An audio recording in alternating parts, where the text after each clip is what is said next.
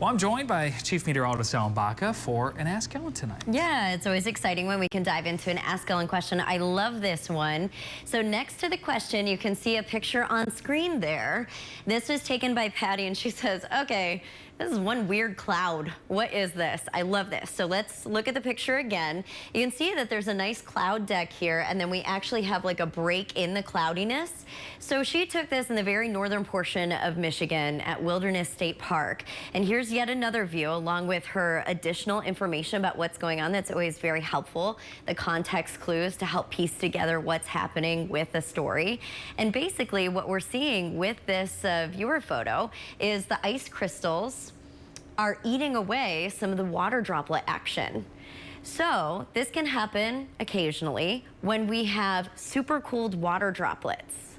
So this was a blue sky with white clouds, and it only lasted about a minute or two until it disappeared. I think what's happening here is we had a supercooled water deck, and then as we saw some ice crystals introduced into the system, it ate away the clouds. This happens with sudden clearings. And the reason why this happens is very scientific. The saturation vapor pressure is less for ice than it is for water.